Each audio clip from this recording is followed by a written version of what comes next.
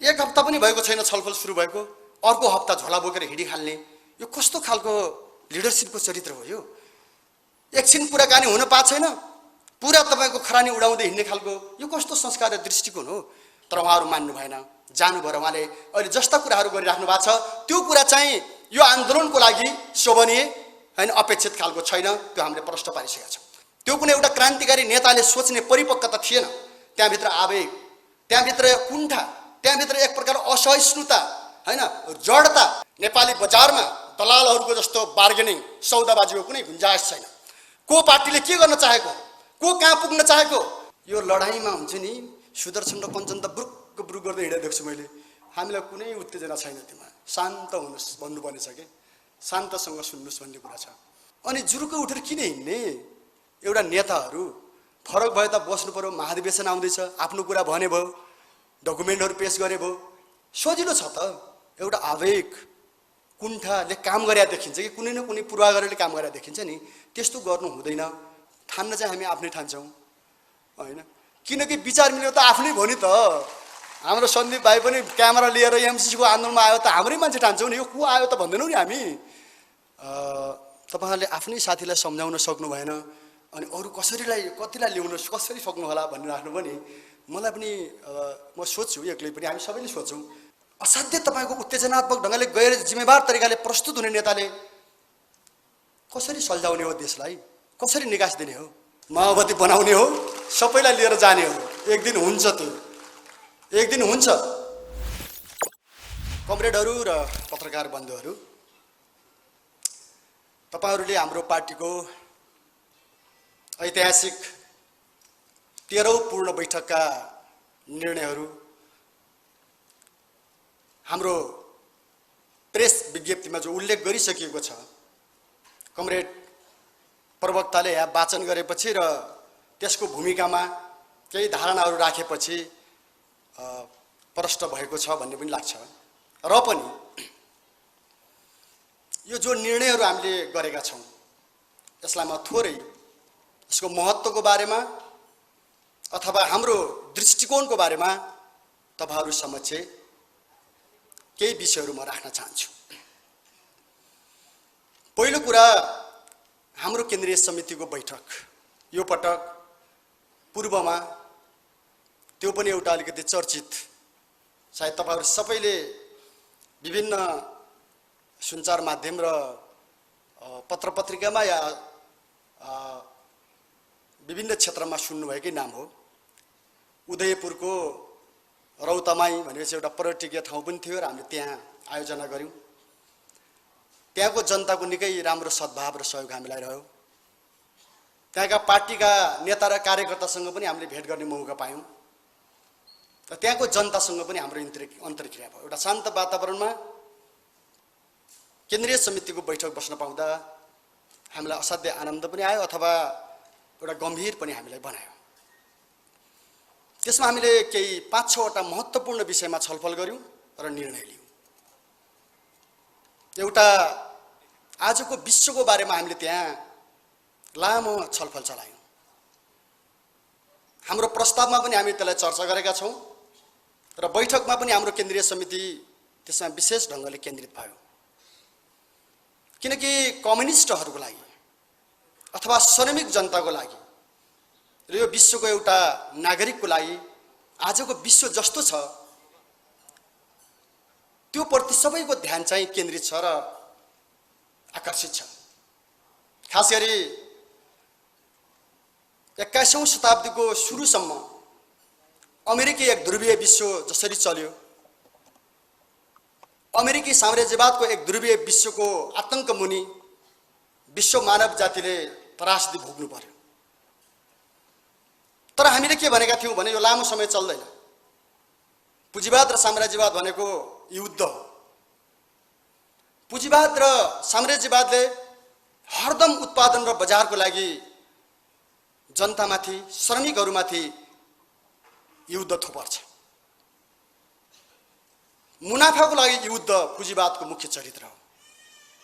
मुनाफाको लागि नागरिकहरूले असीमित अतुलनीय खालका क्षतिहरू बेहोर्नु पुँजीवाद भित्रको नागरिकहरूको एउटा नीति जस्तो हो। त्यसैले आज अमेरिकी एक ध्रुवीय विश्व त टुटेको छ, तर पुँजीवादी बहुध्रुव फेरि खडा भएको छ र बहुध्रुवको बीचमा अर्को नयाँ युद्ध श्रृङ्खलाहरू घट्न थालेका छन्। त्यसको मारमा श्रमिक जनताहरू र विशेषतः गरिब देशहरू, अलिकति कमजोर देशहरू पर्न थालेको हामी प्रष्ट देख्छौँ। अमेरिका र रुसको टकराव, एकातिर अमेरिकी ध्रुव र अर्कोतिर रुसको ध्रुव, बिस्तारै चीनको ध्रुव, यस्ता कारणहरूले विश्वले मानव जातिले अकल्पनीय खालका क्षतिहरू बेहोर्नु परिरहेको छ। हाम्रो ध्यान त्यहाँ गएको छ। आज युक्रेनमा निहत्था जनताले, निर्दोष जनताले त्यहाँको पुँजीवादी शासक वर्ग र विश्वको साम्राज्यवादी पुँजीवादी वर्गको बीचको स्वार्थको निम्ति जीवन बलिदान गर्नुपर्ने दुःखद स्थिति छ र त्यसको असर संसारभरि देखिन थाल्दैछ। हामी दैनिक नेपाली समाचारहरूमा नि पढ्ने गर्छौँ कि पुँजीवादी टकरावको कारणले यहाँ समेत महँगी खेप्नुपर्ने, अभावहरू झेल्नुपर्ने स्थिति बन्दैछ। त्यो विश्लेषण हामीले गऱ्यौँ र हामीले के निष्कर्ष निकालेका छौँ पत्रकार बन्धुहरू भने, जहिलेसम्म विश्वमा पुँजीवाद रहन्छ र साम्राज्यवाद रहन्छ, मानव जातिले शान्तिको सास फेर्न पाउने छैन। त्यसैले आज पनि पुँजीवादको विश्वबाट उन्मूलन र वैज्ञानिक साम्यवादको स्थापना, वर्गविहीन एउटा समाज, स्वतन्त्र र मुक्त समाजको निर्माण आवश्यकता हो भन्ने हाम्रो केन्द्रीय समितिको निष्कर्ष छ। त्यसको लागि नेपालबाट, नेपाल कम्युनिस्ट पार्टीले विश्व कम्युनिस्ट आन्दोलनमा के योगदान पुर्याउनुपर्छ, के सहयोग गर्नुपर्छ, त्योमा गर्नुपर्छ भन्ने हाम्रो ठहर छ। अहिले नेपालमा हामी हेर्छौँ, त्यसपछि हामीले नेपालको चर्चा गऱ्यौँ। नेपालमा आज दलाल पुँजीवादी सत्ता छ। दलाल पुँजीवादी सत्ता भनेको पुँजीवाद भन्दा पनि गए गुज्रेको पछौटे व्यवस्था हो। पुँजीवाद कम्तीमा पनि एउटा प्रगतिशील चरित्रमा हुन्छ। उत्पादन, अनुसन्धान, वितरणमा विश्वलाई एक ठाउँमा ल्याउने काम पुँजीवादले गरेको हुन्छ। तर दलाल पुँजीवाद त्योभन्दा पनि निर्लज्ज हुन्छ। पैसाको व्यापार, विदेशी ठुला पुँजीपतिहरू, निगम पुँजीपतिहरूको कारोबारीको रूपमा व्यक्त हुने दलाल पुँजीवाद, जसले जनतालाई केवल शोषण मात्रै गर्छ, कुनै प्रगति र प्रगतिशील सम्बन्धहरू दिन सक्दैन। नेपालमा आज त्यही हाबी छ। दलाल पुँजीवादको कारणले नेपालको राजनीति सङ्कटग्रस्त छ। अर्थतन्त्र दिनदिनै टाटपल्टिँदै गएको छ। आज तपाईँहरू सबैले सायद सुन्नुहुन्छ, जेन तेन चलेको जस्तो मात्रै हो। जुनसुकै दिन पनि नेपालको अर्थतन्त्र टाटपल्टिएको घोषणा हुने बिन्दुतिर पुग्दैछ। यो नेपाली जनताको लागि बडो दुःखद कुरा हो।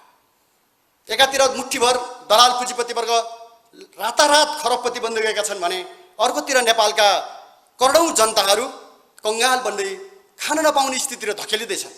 आज बिहान मात्रै म बसेको गाउँमा साथीहरूले सुनाउँदै हुनुहुन्थ्यो, मल पनि नपाउने भइसक्यो, बिउ पनि नपाउने स्थिति भइसक्यो, महँगीले ग्यास नपाउने, एउटा एक प्रकारको हाहाकार हुनेतिर गइराखेको छ।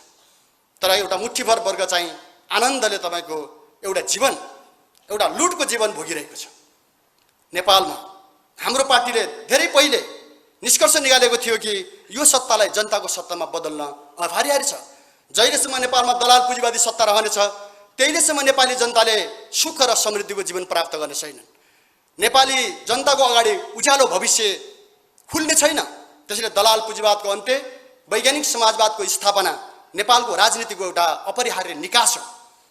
निकासतिर लैजाने हो भने हामीले जनतालाई यो कुरा प्रशिक्षित गर्नै पर्छ, जोडतोडले शिक्षित गर्नै पर्छ कि दलाल पुँजीपतिहरूका 100 चक्करभित्र हामी फस्नु हुँदैन। हामी आफ्नो सत्ता निर्माण, आफ्नो भविष्य निर्माण गर्ने, राज्यको निर्माण गर्न अगाडि बढ्नुपर्छ। एकीकृत जनक्रान्ति यसको एउटा वैज्ञानिक, वस्तुवादी र जनवादी कार्यदिशा हो।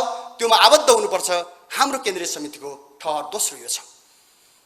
तेस्रो कुरा कि आज जो खालको एउटा तपाईँहरूले हेरिराख्नु भएको छ, नेपालमा साम्राज्यवादी हस्तक्षेप एकदम तीव्र वेगमा अगाडि बढिरहेको छ। गम्भीर खालका घटनाहरू नेपाली जनताको चाहना विपरीत घट्दैछन्।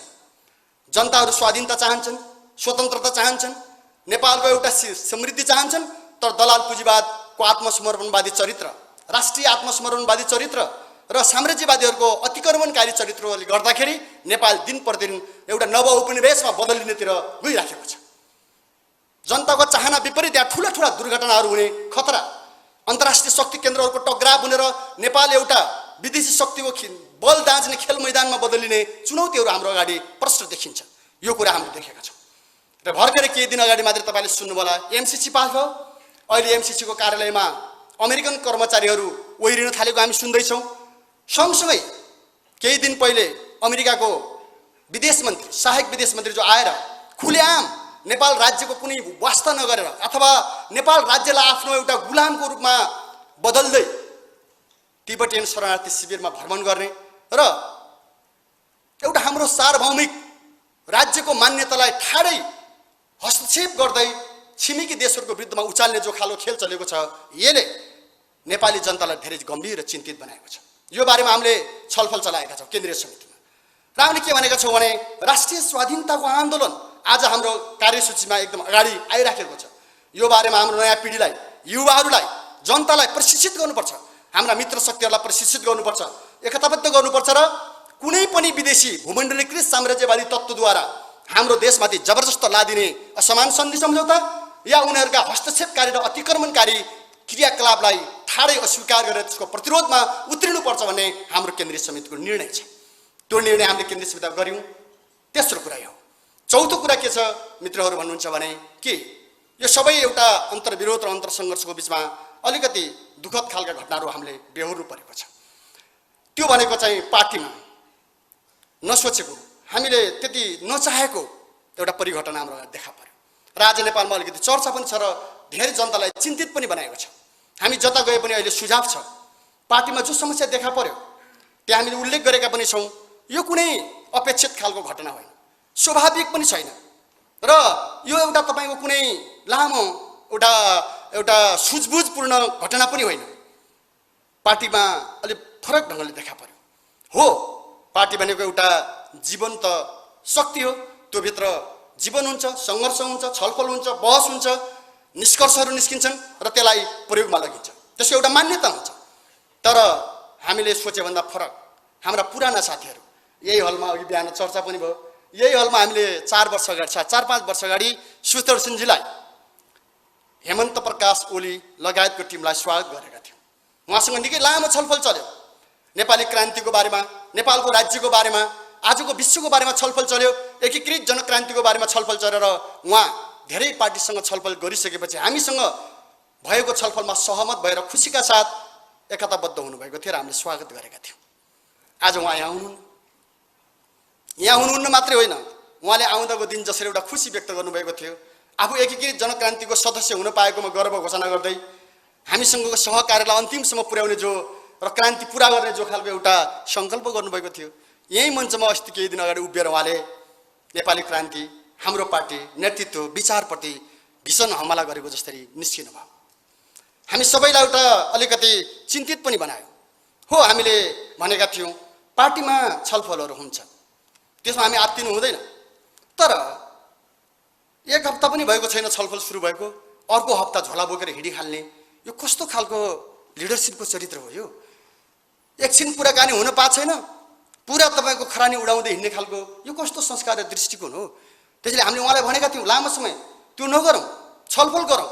उहाँहरू लगायतको कञ्चनजी पनि हुनुहुन्छ होइन। अब यो जो देखियो, त्यसैले हामीले भनेका छौँ यो अलिकति दुःखद त भयो। नेपाली जनताले हेर्दाखेरि पनि दुःख मानेका छन्, कार्यकर्ताले पनि दुखित छन्। कहाँ मिलेन, कहाँ लिडरसिपले पनि कतै ध्यान पुर्याएन कि या कहाँनिर टुट्यो, यो कुराहरू पनि छ, हामी सुन्छौँ। तर यस्तो कुरा होइन। त्यहाँ हामीले देखेका छौँ यो भनेको क्रान्ति भनेको थुप्रै आजको विश्वमा एकीकृत जनक्रान्ति हामीले किन भन्यौँ? किन हामीले जनविद्रोह भनेनौँ? किन हामीले तपाईँको लेनिनले भनेको जस्तो सहरिया विद्रोह भनेनौँ? किन हामीले माओ सेतुङले भनेको जस्तो दीर्घकालीन जनयुद्ध भनेनौँ? र हामीले किन नेपालमा एकीकृत जनक्रान्ति भन्यौँ? एकीकृत जनक्रान्ति भनेको नेपालको मौलिकताको ठोस अभिव्यक्ति हो। आजको विश्व, आजको नेपाली समाजको विकास, नयाँ पुस्ताको विकास जसरी भएको छ, त्यो कुरालाई क्रान्तिमा ल्याउन नल्याएसम्म क्रान्तिको सफलता सम्भव हुँदैन। क्रान्ति भनेको नयाँ पुस्तासँग जोडिएको लडाइँ हो। नेपाली श्रमिक जनता र नयाँ पुस्ता त्योमा अनिवार्य रूपले आबद्ध भएको हुनुपर्छ। उनीहरू त्योमा सहभागी हुनुपर्छ। त्यसको निम्ति के हुनुपर्छ भन्दाखेरि हाम्रा मौलिकताहरू त्योमा व्यक्त हुनुपर्छ। विश्वका सार्वभौमिकताहरू र नेपाली मौलिकताहरूको योगमा क्रान्ति सम्पन्न हुने हो। त्यो कुरा हामीले भनेर नै एकीकृत जनक्रान्ति भनेका थियौँ। तर एउटा सानो कार्यनीतिक विषयमा किनकि क्रान्तिमा किन यति धेरै विषयमा छलफल हुन्छ भन्दाखेरि एउटै सोझो नाराबाट क्रान्ति सम्भव हुँदैन। जसको जोत उसको पोत, काम अनुसारको दाम, सर्वसुलभ शिक्षा, घर घरमा रोजगार, बुढाहरूको लागि संरक्षण, देशको स्वाधीनता, महिलाहरूलाई समान अधिकार, उपेक्षित नागरिकहरूलाई मानव सरहको अधिकार, श्रमिक समुदायलाई एउटा सम्मानपूर्ण जीवन, हैन, यो सबै के हुन्? एउटा युवाको लागि चाहिँ स्वाभिमानी जीवन, आत्मनिर्भर जीवन, यो के हुन्? यी सबै कुराका क्रान्तिका श्रृङ्खलाहरू। क्रान्तिभित्र धेरै वस्तु समेटिएर मात्रै त्यो पूर्ण हुन्छ र पुरा हुन्छ। यो कुरालाई हामीले बुझाउन अनेक प्रयत्न गर्यौँ। सोझो बाटोबाट क्रान्ति हुँदैन, सिधा एउटा मात्रै नारा दिएर क्रान्ति हुँदैन। क्रान्तिमा थुप्रै खालका सृजनात्मकताहरू, थुप्रै खालका त्यहाँका विशेषताहरू सहित नै क्रान्ति हुने हो। यो कुरा उहाँहरूसँग हामीले भन्यौँ। कार्यनीतिको विषयमा उहाँले केही कुराहरू राख्नुभयो, चित्त बुझेन भन्नुभयो, ठिक छ, हामीले मिलायौँ पनि। किनभने 12औं पूर्ण बैठकबाट सर्वसम्मत निर्णय गर्यौँ, त्योबाट हामीले गर्यौँ। चुनावको बारेमा उहाँहरूको चित्त बुझेको थिएन भने हामीले भन्यौँ, सर्वसम्मत निर्णय भयो नि त। त्यहाँ एउटा वाक्य छ, धेरै लामो पनि छैन, सायद तपाईँले पढि पनि सक्नुभएको छ। 12औं पूर्ण बैठकले गरेको निर्णय भनेको पार्टी दर्ता गरेर चुनावको उपयोगमा नजाने, तर एमसिसी र राष्ट्रघात विरोधी देशभक्त जनवादी प्रतिनिधिहरूलाई सहभागी बनाउने र सहयोग गर्ने नीति लिइनेछ भनेर केन्द्रीय समितिले संश्लेषण गर्यो। त्यो संश्लेषण अनुसार हामीले देशमा जहाँ जहाँ जनताको सहभागी हुन्छ, सहमत हुन्छ, त्यहाँ हामीले सहयोग गर्ने नीति अपनाएर गयौँ। तर उहाँले त्यसलाई बहाना बनाएर जो बाहिर निस्किने काम गर्नुभयो, एक प्रकारले अहिले बबन्डर मचाउने खालको गर्नुभयो, त्यो चाहिँ एउटा सुझबुझपूर्ण कदम थिएन। त्यो कुनै एउटा क्रान्तिकारी नेताले सोच्ने परिपक्वता थिएन। त्यहाँभित्र आवेग, त्यहाँभित्र कुण्ठा, त्यहाँभित्र एक प्रकार असहिष्णुता, हैन, जडता हामी प्रश्न देख्थ्यौँ। यो कुरा हामीले राम्रोसँग सम्झायौँ पनि, तर उहाँहरू मान्नु भएन, जानुभयो। र उहाँले अहिले जस्ता कुराहरू गरिराख्नु भएको छ त्यो कुरा चाहिँ यो आन्दोलनको लागि शोभनीय, हैन, अपेक्षित खालको छैन। त्यो हामीले प्रश्न पारिसकेका छौँ। त्यो भनेको के हो भन्दाखेरि हामीले संश्लेषण गरेका छौँ, वस्तुलाई बुझ्ने चेतना, वस्तुलाई हेर्ने दृष्टिकोण र वस्तुको बिचको अन्तर्विरोध हो। त्यो सही तरिकाले बुझ्न नसक्नु नै हरेक नेताको सफलता र असफलताको पुँजी हुन्छ, कारण हुन्छ। तपाईँले वस्तुलाई एउटै हो, वस्तु यो नाचघर एउटै हो, यसलाई कसरी हेर्नुहुन्छ त्यही अनुसार धारणा बन्छ। कसैले रातोबाट हेर्ला, कसैले हलबाट हेर्ला, कसैले छतबाट हेर्ला, विभिन्न कोणबाट हेर्न सकिन्छ। तर समग्रतामा यो नाचघर एउटा नाचघरको रूपमा ठोडिएको हुन्छ। त्यसलाई सम्पूर्ण पाटापक्षबाट नहेरेर छतबाट मात्रै हेरेर सबै चिज ठिक हो भन्ने ठानेर कुदिहाल्ने कुरा चाहिँ एउटा क्रान्तिकारी नेताको लागि सुझबुझपूर्ण कुरा हुँदैन, सुहाउँदिलो कुरा हुँदैन। त्यसले त्यहाँ एउटा दृष्टिकोणमा अभाव देखिन्छ। उहाँले चुनावलाई हामीले यहाँ भन्यौँ पनि, चुनावको परिणामबाट हेर्दाखेरि मान्छेले भनेका पनि छन्, यत्रो पार्टीको इमेज सारा थियो, अलिकति के भयो, यो पनि छ। सायद पत्रकार बन्धुहरूले पछि सोध्ने कुरा पनि भयो। तर अथवा जे भए पनि हामीले के भन्यौँ भने हामीले केवल एउटा संसदीय पार्टीको चुनावको रूपमा हामीले यसलाई लिएका होइनौँ। चुनाव हो, त्यो जाने साथीहरू स्वतन्त्र ढङ्गले जाने, लड्नेहरूलाई हाम्रो साथ सहयोग रह्यो, तर त्यो मात्रै होइन। हाम्रो निम्ति चुनाव भनेको अस्थायी कुरा हो, आउने जाने कुरा हो।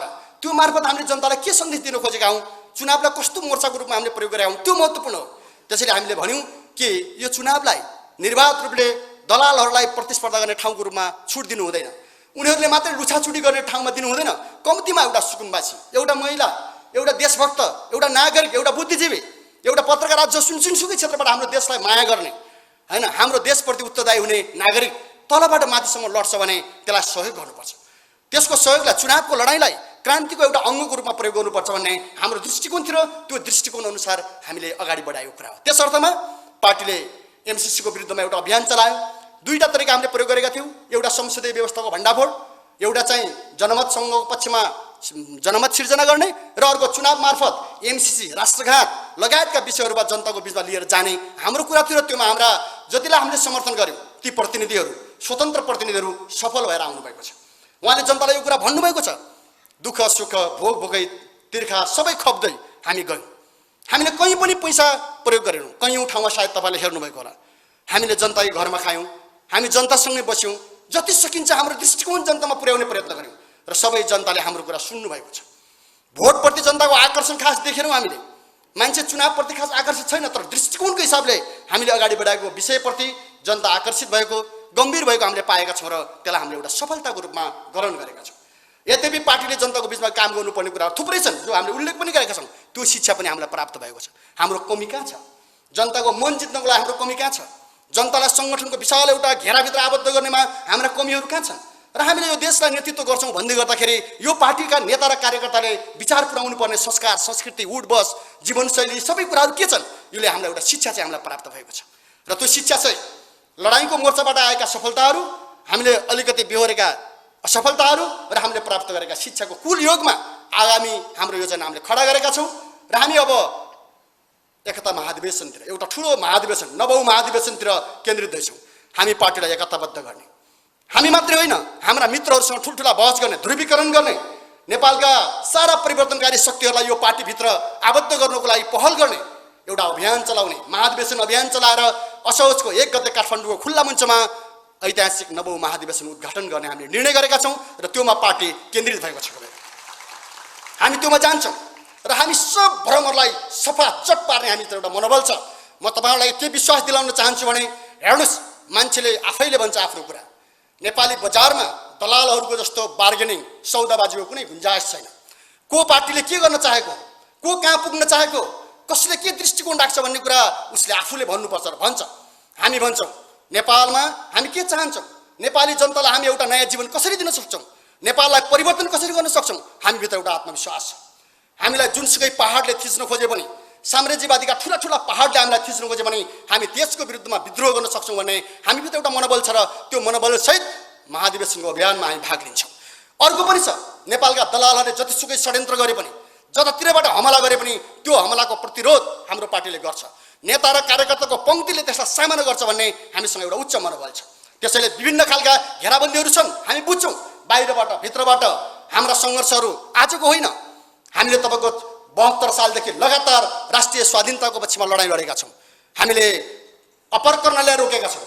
हामीले अरुण 3 मा हस्तक्षेप गरेका छौँ हामीले नेपालमा अनाधिकारिक ढङ्गले बसेका कार्यहरूलाई विरुद्धमा सङ्घर्ष गरेका छौँ हामी लिपुलेख र कालापानीको विरुद्धमा हरदम एउटा पहरदारको रूपमा उभिएका छौँ हामी एनसेलको विरुद्धमा उठ्यौँ हामी एमसिसीको विरुद्धमा छौँ यो सङ्घर्षमा हामीलाई थाहा छ ठुलो घेराबन्दी हाम्रो विरुद्धमा आउँछ तर हामीलाई कुनै प्रभाव छैन हामीलाई नेपालको स्वाधीनता प्यारो छ हामीलाई नेपाली जनताको एउटा नयाँ सुन्दर भविष्यको आकाङ्क्षा छ त्यो प्यारो स्वाधीनता र आकाङ्क्षाको निम्ति हामी जुनसुकै कठिनाइहरू सामना गर्न र एउटा नयाँ यात्रा तय गर्न तयार छौँ त्यसैले कमरेडहरू त्यो महाधिवेशनको निर्णय हामीले गरेका छौँ हाम्रा समीक्षाबाट हाम्रा निष्कर्षहरू हामीले निकालेका छौँ र आगामी दिनमा हामी महाधिवेशनमा केन्द्रित हुनेछौँ भने अर्कोतिर देशमाथि जो खालको अहिले अतिक्रमणकारी एउटा क्रियाकलाप गतिविधिहरू बढेको हामी देख्छौँ त्यसलाई सहनु हुँदैन हरेक युनिभर्सिटी र कलेजहरूमा कारखानाहरूमा गल्ली गल्लीमा नौजवानहरूको बिचमा समाजमा गाउँमा घरमा सहरमा सबैतिरबाट राष्ट्रिय स्वाधीनताको जागरण फेरि पनि हामीले उठाउनुपर्छ हाम्रो निष्कर्ष त्यो छ त्यो सँगसँगै हामीले सांस्कृतिक मोर्चाहरूबाट राष्ट्रिय स्वाधीनताको पक्षमा आवाज बुलन्द गर्दै लड्दै भिड्दै हामी कतै पनि नअल्मलिएर अगाडि बढ्ने हाम्रो एउटा चाहना र इच्छा शक्ति छ त्यो सहित हामी यहाँ आएका छौँ मित्रहरू यो छ र यसपछि हामी गर्नेछौँ कि सबै कुराहरूलाई केन्द्रित गर्दै राष्ट्रिय स्वाधीनताको आन्दोलन चलाउने हाम्रा 6 दलका मित्रहरूसँग सहकार्य गर्ने ठिक छ आउनुहोस् सुदर्शन र कञ्चनजीलाई पनि हामीले भन्यौँ गल्तीहरू स्वीकार्नुहोस् मान्छेबाट गल्ती हुन्छ तपाईँहरू गल्तीलाई आत्मालोचना गर्नुहोस् बाहिर जे जति बबन्डर मचाउनु भएको छ त्यो फेर्नु सुध्रिनुहोस् तपाईँको केही पनि हावादारी त्यो केही पनि मैले हेरेँ चितवनबाट उहाँले डकुमेन्ट निकाल्नु भएको छ मैले दाँचेर पढेँ उहाँबाट तपाईँको क्रान्ति गर्न गएको के छ त्यसो डकुमेन्टमा एउटा केही पनि फरक छैन कार्यक्रम समाजवादी हामीले पास गरेकै छौँ रणनीति समाजवाद प्राप्त गर्ने हामीले महाधिवेशनबाट पारित गरिरहेका छौँ कार्यदिशा एकीकृत जनयुद्ध एकीकृत तर व्याख्या हेर्नुभयो भने एकीकृत जनक्रान्तिको सुस्पष्ट व्याख्या जो छ हाम्रो यो पनि त्यो पनि जस्तो मान्छे हुनुहुन्छ त्यस्तै थुपार्नु भएको छ त्यहाँ भन्नुहोस् न यसो हेऱ्यो भने के होइन नेताहरूको स्वभाव अनुसार त्यो देखिएको छ त्यसरी हुँदैन त्यसैले कुरा के छ भन्नुहुन्छ भने होइन अनि कार्यनीति हेऱ्यो स्वाधीन संयुक्त सरकार हामीले त भनेकै छौँ नि प्रगतिशील संयुक्त सरकार जन्म सङ्ग्रह वैज्ञानिक समाज खै कहाँ जाने हो तपाईँहरू त्यसैले आवेगबाट एकछिन उत्तेजनाबाट कुण्ठाबाट होइन त्यसरी हुँदैन आन्दोलन हो आन्दोलन त बन्छ नेपालमा त 100 वटा भन्दा बढी पार्टी सदस्य एउटा थप्ने कुरा ठुलो होइन तर नेपाली जनतालाई नेतृत्व गर्ने होल नेपालको क्रान्तिकारी आन्दोलनलाई गोलबन्द गरेर लिएर जाने कुरा हामी सबैले त्यहाँ ध्यान दिनुपर्छ त्यसले हामीले भनेका छौँ 6 दलमा एउटा बहस गरौँ उहाँहरू पनि ठिक छ हो पनि केही कुरा छैन हामीलाई तर असहिष्णुता कुण्ठा प्रतिशोध ओखलेर हिँड्ने नेताले आफ्नै परिवारलाई पनि मिलाउन सक्दैन यो कुरा निश्चित हो जससँग तपाईँको फराकिलो दृष्टिकोण हुँदैन नि जसले यो समाज सारा चिजलाई गोलबन्द गर्न सक्दैन नि होइन असम्भव छ यो दुनियाँलाई सामना गर्न त्यसैले कमी कमजोरीहरू सच्याउनुहोस्, फर्किनुहोस्। त्यो सम्भव छैन। प्रचण्डजीलाई पनि हामीले भनेका थियौँ, उहाँले एकताको कुरा गरिराख्नुहुन्छ। तपाईँ पुरानो ठाउँबाट फर्किनुहोस् न। माओवादी केन्द्रका साथीहरू साँच्चै नै छलफल हुन्छ, तपाईँहरू पुरानो ठाउँबाट फर्किनुहोस्। नेपाली जनतालाई पछाडितिर धकेल्ने होइन, नेपाली जनतालाई अलमल र भुमरीको चक्करमा फसाउने होइन, निकासतिर परिवर्तनतिर लैजाने गरी आउनुहोस्। हामी तयारै छौँ। किरणजी आउनुहोस्, हामी तयारै छौँ। तपाईँहरू पनि सुध्रिनुहोस्। तपाईँहरू सुध्रिनुहुन्न भने तपाईँको अन्त्यलाई कसैले भगवानले पनि बचाउन सक्दैन भने जस्तै कुरा हो। त्यसैले त्यसरी जानु हुँदैन। त्यसले सब रूपान्तरण अगाडि, त्यसले म यहाँबाट अपिल पनि गर्न चाहन्छु, जे जति साथीहरूले त्रुटि गर्नुभएको छ, कमी कमजोरीहरू भएका छन्, त्यसलाई सच्याउनु पर्छ। अझ उहाँहरूको लहलहीमा लागेको यो इमान्दार साथीहरू हुनुहुन्छ, त्यो कहीँ पनि त्यो जाने, कहीँ पनि अगाडिको निकास नभएको बाटोमा यात्रा गर्नु हुँदैन। हामी रूपान्तरित हुनुपर्छ, एक ठाउँमा जुट्नुपर्छ र यसलाई अगाडि लिएर जानुपर्छ। सब एकताबद्ध बनाऊ। हाम्रो त एउटा ठुलो बहस, दबाउ महाधिवेशनमा हामी ठुलो बहस गर्दैछौँ होइन, कि हामीले विश्वभरिका कम्युनिस्टहरूलाई, अरबौँ कम्युनिस्टहरूलाई कसरी एकताबद्ध गर्न सकिन्छ, नेपालका 65% कम्युनिस्ट समर्थक जनताहरूलाई कसरी एकताबद्ध गर्न सकिन्छ। हाम्रो चिन्ता त्यहाँ छ। त्यो चिन्तालाई हामी नयाँ विचारद्वारा समाधान गर्नेतिर हामी प्रयत्न गर्दैछौँ। हामीले हाम्रा विचारहरूलाई हेर्दैछौँ, अध्ययन गर्दैछौँ। हामीले अहिले 7वटा विभाग पनि बनाएका छौँ। सबै सिसिएम कमरेडहरू त्योमा खुलस्त ढङ्गले भाग लिने वातावरण हामी बनाउँदैछौँ। र हामी भन्छौँ यहाँ सहभागी साथीहरू अथवा सबै बाहिरको पनि हामीलाई सुझाव चाहिन्छ। सबैले भाग लिउँ, किनकि नयाँ नेपाल निर्माण गर्ने, वैज्ञानिक समाजवाद निर्माण गर्ने जिम्मेवारी पार्टीले नेतृत्व गर्ने हो। तर त्यो भविष्य जनतासँग जोडिएको भविष्य हो। समाजवाद भनेको जनतासँग जोडिएको विषय, त्यसलाई हामीले खुल्ला रूपले लानुपर्छ। नेपालमा एक दिन दलाल पुँजीवादको अन्त्य र वैज्ञानिक समाज स्थापना गर्न सम्भव छ। यही नै हाम्रो यो ऐतिहासिक 13औं पूर्ण बैठकको संश्लेषण हो। यदि कसैले हाम्रो विरुद्धमा षड्यन्त्र गर्छ भने, उनीहरूले घेराबन्दी गर्न चाहन्छन् भने अन्तिमसम्म त्यसलाई परास्त गरिन्छ, लडिन्छ, त्यसलाई सिधाइन्छ र क्रान्तिको झन्डा सदा सदा फहराइन्छ। यति कुरा हो म राख्छु। हस् त, धन्यवाद। धन्यवाद आदरणीय कमरेड महासचिवलाई। केन्द्रीय समितिको निर्णय र हाम्रो यो प्रेस विज्ञप्तिको स्पिडलाई यहाँ शानदार रूपमा व्याख्या गर्नुभयो। अब म पत्रकार साथीहरूलाई अनुरोध गर्न चाहन्छु, धेरै कुरा त यहाँ भइसकेको छ, एकपल्ट यो फ्लोर ओपन गरौँ। तपाईँहरूले हामीले यहाँ प्रस्तुत गरेका, कमरेड महासचिवले प्रस्तुत गरेका विषयमा तपाईँहरूका जिज्ञासा र तपाईँहरूका प्रश्न निश्चित रूपमा छन् नै, त्यो ओपन गरिदिनको निम्ति म तपाईँहरूलाई अनुरोध गर्दछु। मैले भन्नु खोजेँ एकदमै नापेर जति हो त्यति मात्रै राखेको छ, कुनै उत्तेजना छैन हामीमा। यो लडाइँमा हुन्छ नि, सुदर्शन र कञ्चन त ब्रुक ब्रुक गर्दै हिँडेको देख्छु मैले। हामीलाई कुनै उत्तेजना छैन त्यसमा। शान्त हुनुहोस् भन्नुपर्ने छ कि शान्तसँग सुन्नुहोस् भन्ने कुरा छ, किन यहाँ केही कुरा छैन होइन, त्यो खोक्रो कुरा मात्रै हो होइन, त्यसमा केही छैन। त्यसले धेरै भनेको छैन। तपाईँहरूको सोच्ने तरिका रूढिवादी भयो। रूढिवादी नराम्रो शब्द होइन क्या, राम्रो शब्द हो त्यो। किनकि उहाँले सोच्नु जसरी भयो नि, त्यो चाहिँ नयाँ समाज, नयाँ सम्बन्धहरू, नयाँ अर्थ राजनीतिक विशेषताहरूसँग मेल खाँदैन। एकतारी बजा जस्तो देख्छु कि म चाहिँ कैयौँ साथीहरूले होइन। माओको पालाको जस्तो कोटेसन भनेको छ, बजा छ, त्यतिले हुँदैन यो दुनियाँ। कहाँ पुगेको छ त राम्रोसँग बुझ्नुहोस् भने हो। अनि त्यो जड तरिकाले सोचेर हुँदैन। अनि आफूलाई मन परेन भनेर भद्रगोल गरेर अराजक ढङ्गले हिँड्नु होइन भन्ने कुरा मात्रै राखेको हो। त्यही पनि तपाईँलाई पनि अब बढी भाष लाग्छ भने अरूलाई पनि त्यसलाई फेरि छलफल गरौँला नि त, कति भन्दाखेरि हुने हो। त्योमा हामी ओपनै छौँ। त्यस कारण के छ, थोरै मात्रै राखिएको छ कि, त्यसैले त्यो चाहिँ छैन। सन्दीप भाइ धेरै दुःख नमान्नु होला होइन, त्यो चाहिँ त्यस छ। अथवा जति हो त्यति मात्रै छ हाम्रो। अर्को कुरा, मिल्दाखेरि चाहिँ सहयात्री हुने, नमिल्दाखेरि भने जस्तो देखिन्छ, त्यो पनि हाम्रो छैन। हामीले केही भनेको छैनौँ। जहाँ कमी देखिएको छ त्यो केन्द्रीय समितिको बैठकमा पनि भनेको कुरा हो, अहिले पनि हामीले त्यति मात्रै भने हो, त्यसमा अरू केही छैन। र हामीले मैले भने नि, रेभोल्युसनतिरै जाने हो भने केही अन्तर छैन त अनि त्यसै निस्केर झोला बोकेर किन दौडिने? एउटा फरक मत छैन, फरक दस्तावेज छैन, एउटा मिटिङमा चाहिँ छलफल भएको छैन, अनि जुरुक्क उठेर किन हिँड्ने? एउटा नेताहरू फरक भए त बस्नु पर्यो। महाधिवेशन आउँदैछ, आफ्नो कुरा भने भयो, डकुमेन्टहरू पेस गरे भयो, सजिलो छ त।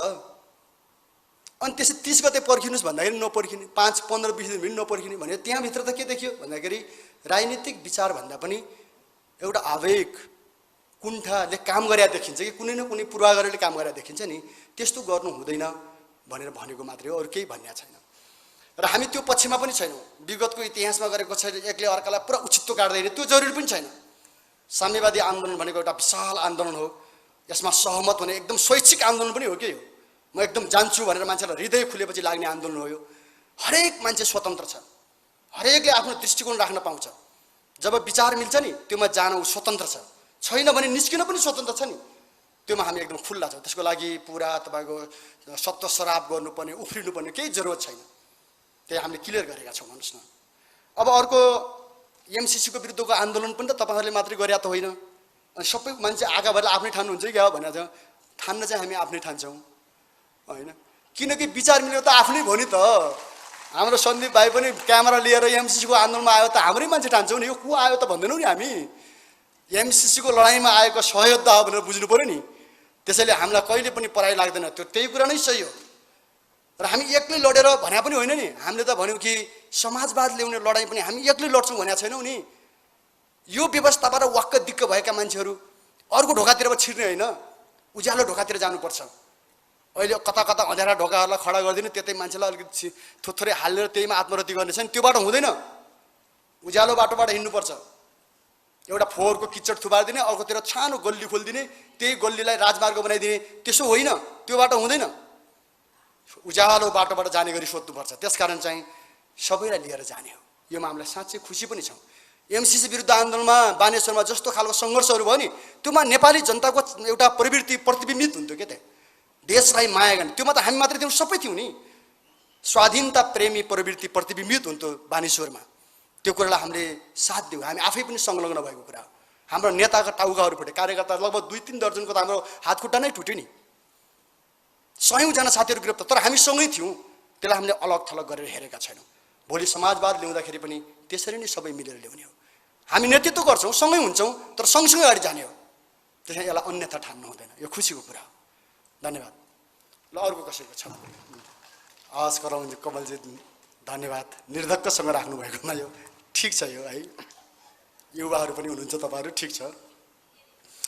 अब यो कस्तो हुन्छ भन्नुहुन्छ भने तपाईँहरूले आफ्नै साथीलाई सम्झाउन सक्नु भएन, अनि अरू कतिलाई ल्याउन कसरी सक्नु होला भनेर राख्नु पनि मलाई पनि म सोध्छु, एक्लै पनि हामी सबैले सोध्छौँ।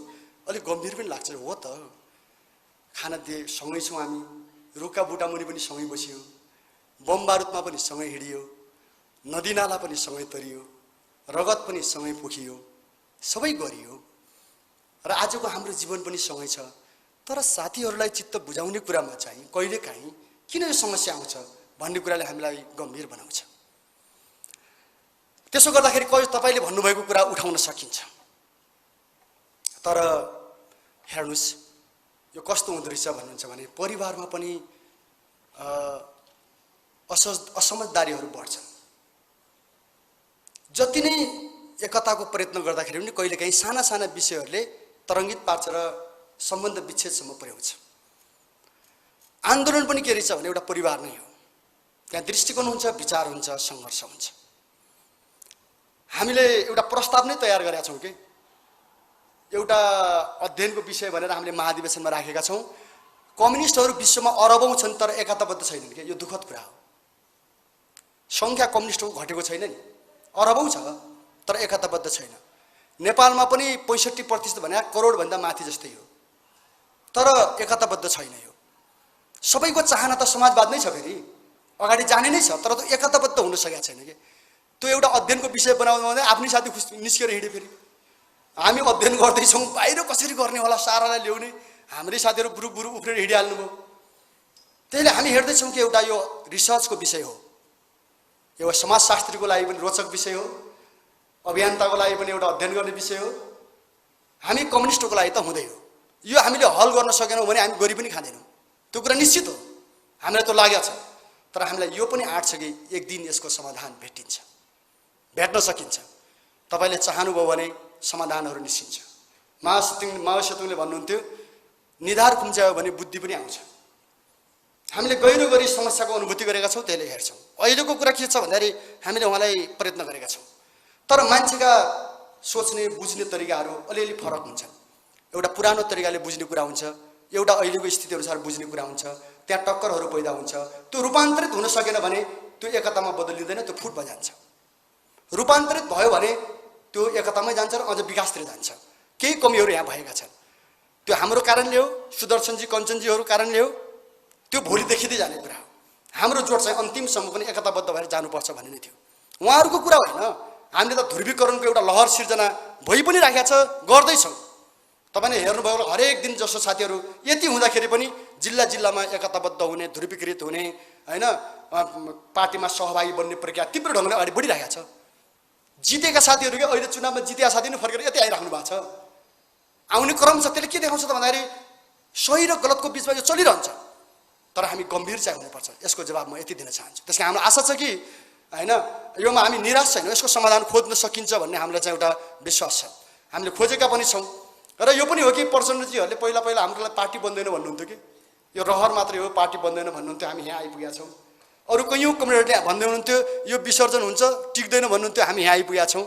आज हाम्रै साथीहरूले पनि कैयौँ आरोप लगाउनु भएको छ, हामी कसरी जान्छौँ, बाहिरबाट थुप्रै प्रश्न छन्, तर हामीभित्र हामी एउटा बाटो हिँड्दैछौँ। हामी खन्दै पनि छौँ, हिँड्दै पनि छौँ, त्यसलाई प्रश्न पनि पार्दैछौँ, हामीले यसो नयाँ क्षितिज पनि हेर्दैछौँ। त्योबाट गर्दा हामीभित्र एउटा विश्वास चाहिँ छ कि अलिकति नयाँ बाटो नहिँडेर, नयाँ साहस नगरेर, नयाँ चिजलाई पकड्ने आँट नगरेर आजको पुरानो समाज बदलिँदैन, पुरानो पार्टीहरू बदलिँदैनन्, पुराना सम्बन्धहरू बदलिँदैन। त्यस कारण अलिकति विघटन भनेको फेरि सङ्गठन हुनु पनि हो, यो नयाँ चिज प्राप्त हुँदै जाने कुरा पनि हो।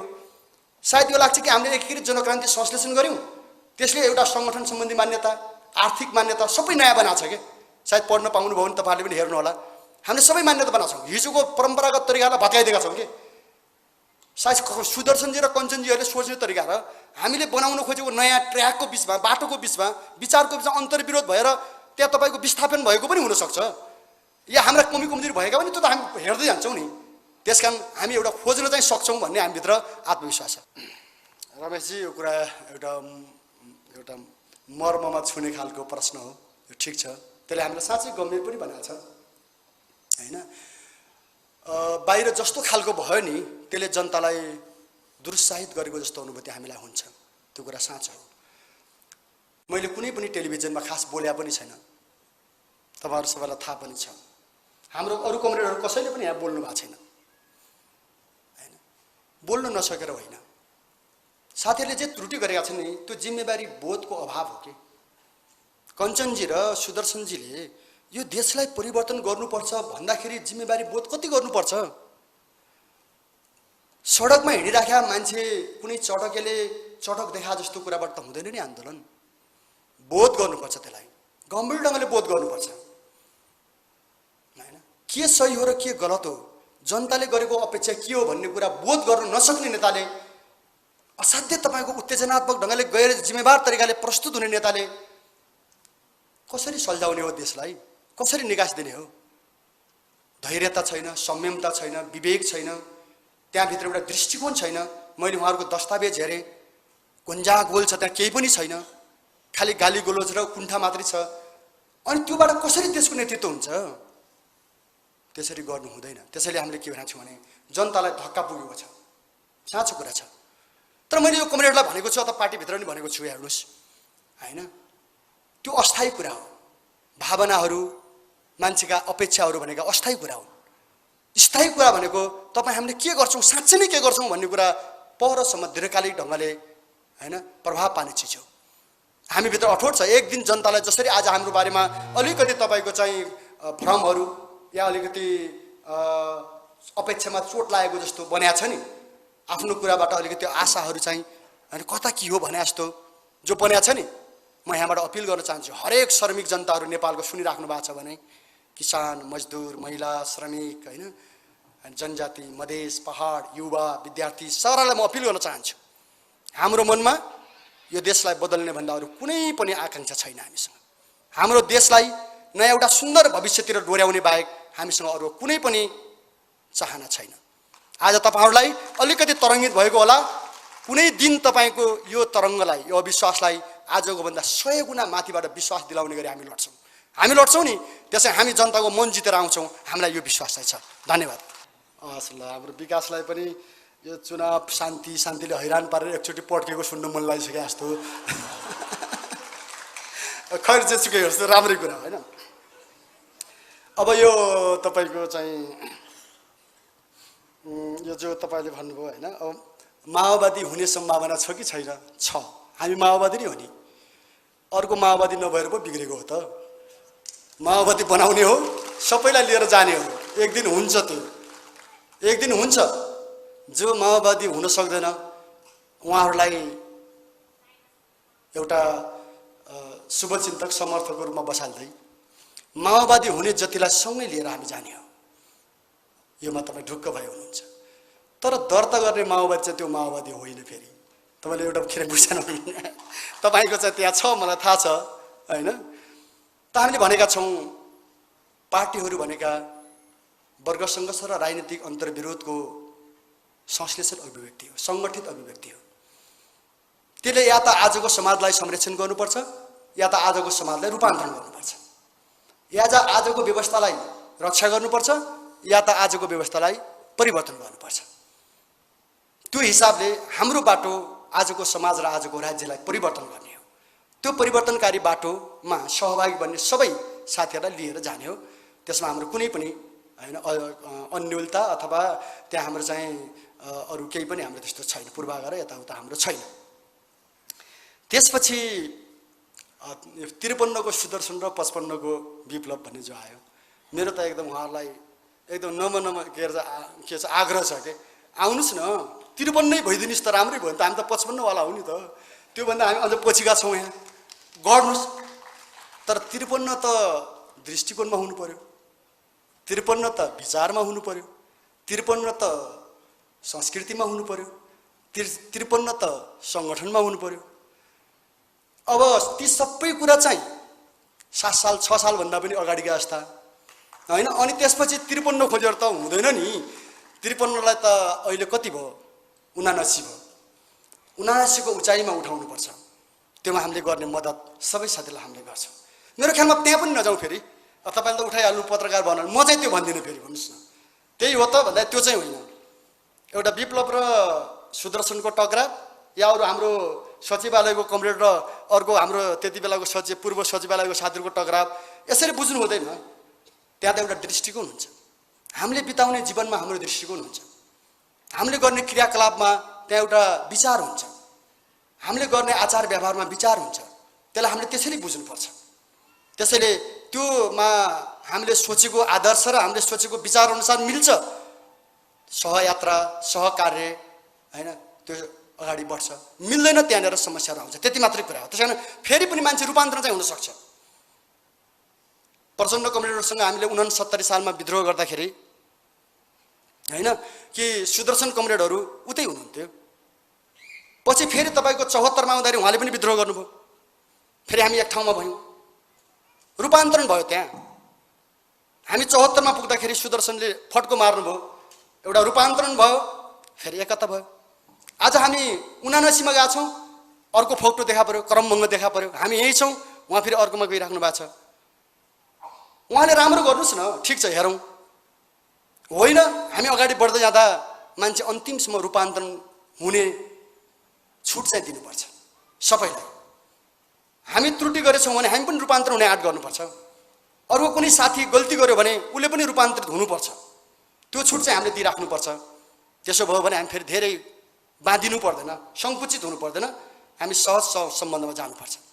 तर यसो चाहिँ गर्नु हुँदैन कि जमकर लडो मगर मिल्ने चाहिँ श्रम नहो जाए भने जस्तो चाहिँ नहोस् होइन। यस्तो चाहिँ गर्नु हुँदैन कि तपाईँको आँखा छोपेर अराजनैतिक गतिविधिमा चाहिँ हामी जानु हुँदैन। मैले भन्ने कुरा यति नै हो। अरू कसैको छ भने नत्र अब ल ठिक छ, ल हुन्छ, अब सायद सिद्धियो पनि होला। उसो भए चाहिँ अब यसलाई हाम्रो उसले प्रवक्ता कमरेडले यसलाई समापन गर्नुहोस्। म बिदा हुन्छु। तपाईँहरूलाई धेरै धेरै धन्यवाद। हवस् त, अभिवादन।